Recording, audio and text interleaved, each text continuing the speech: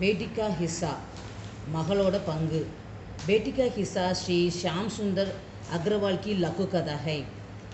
बेटी का हिस्सा श्री श्याम सुंदर अग्रवालोட கதை சின்ன கதை लघु कथा आकर में छोटी होती है। இந்த சின்ன கதை வந்து பார்க்க தோற்றத்தில் சின்னது मगर उसका प्रभाव दिल ही गहराई तक पहुंच जाता है। ஆனால் அது வந்து மனது ஆழத்து வரைக்கும் போய் தைக்கிற மாதிரி இருக்குது। एक बूढ़े दंपति के दो बेटे और एक बेटी थी। ஒரு வயதான தம்பதிகளுக்கு 2 பையனும் ஒரு பொண்ணு இருந்தாங்க। बेटों சம்பத்தி பராபர் பாண்ட்லி बेटों அங்கே மகங்க வந்து 2 பேரும் அப்பாவுக்கு ரொம்ப வயசாச்சுனால சொத்தை பிரிச்சுக்கிட்டாங்க। அப்போ மாதா பிதா की देखभाल करने की बात आई। அப்போ அம்மாவை யார் பார்க்குறது அப்பாவை யார் பார்க்குறதுன்னு வருது। दोनों बेटे आगा कहानी करने लगे என்ன செய்யறதுன்னு அப்படி முன்னுக்கு பின்னா பேசிக்கிட்டு இருக்காங்க। एक बेटा बोला कि माता तुम्हारे पास रहेगी और पिताजी मेरे पास रहेंगे। ஒரு பையன் சொல்கிறான் அப்பா என்கிட்ட இருப்பார் அம்மா ஓன்ட்ட இருப்பாங்க அப்படின்னு। दूसरा भी यही बोला அடுத்தவனும் அதையே சொல்கிறான் क्योंकि माँ बीमार थी ஏன்னா அவங்க அம்மாவுக்கு உடம்பு சரியில்லை। इसी वक्त बेटी ससुराल से आई இந்த நேரத்தை கரெக்டாக மக மாமனார் வீட்டிலேருந்து வாரா। பக் बोली कि मैं अपना हिस्सा लेने आई हूँ நான் என் பங்கை வாங்குறதுக்கு வந்திருக்கேன் அப்படிங்கிறா। इतना कहकर बक माता पिता को अपने साथ ले गई அம்மா அப்பா தான் என்னோட பங்கு என்னோட சொத்து அப்படின்னு கூப்பிட்டு போயிடுறா। आज जवान लोग माता पिता को बोझ मानने लगे हैं இன்னைக்கு இளைஞர்கள் வந்து அம்மா அப்பா வந்து சுமையாக நினைக்கிறாங்க। एक लघु कथा उनके मुंग पर தமாச்சா மார்னி है அது வந்து இந்த சின்ன கதை வந்து அவங்கள கணத்தில் அறையிற மாதிரி இருக்குது। स्वार्थ नौजनों को सबक सिखाती है இப்போ சுயநலமான இளைஞர்களுக்கு இது ஒரு பாடத்தை கற்பிக்கிற மாதிரி இருக்குது। समाज में आज बहु बजुकों के साथ यही हो रहा है இன்றைக்கி வந்து சமூகத்தில் பொதுவாக இந்த மாதிரி தான் நடக்குது। एक कथा हमारे दिल को चकचोती है இந்த கதை நம்ம மனசை வந்து தைக்கிற மாதிரி இருக்குது। इस तरह गहरा और लंबा प्रभाव उत्पन्न करना ही लघु कथा का प्रधान गुण है।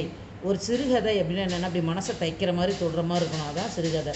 एक लघु कथा सचमुच अनुपम है உண்மையிலே இந்த கதை ரொம்ப ஈடு இணை இல்லாதது। तकिया नमक लघु कथा श्री சித்ரஞ்சன் பாரதிக்கு கதா है। தக்கியாங்கிற பெயரையுடைய இந்த சிறுகதை வந்து சித்ரஞ்சன் பாரதியோட கதை।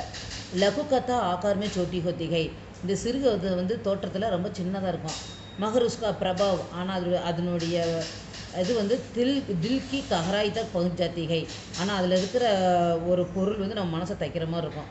சுனில் கே பரிவார் மே குல் 13 சதஸ்ய தே சுனில்னு ஒரு சின்ன பையன் இருக்கான் அவன் குடும்பத்தில் 13 பேர் இருக்காங்க।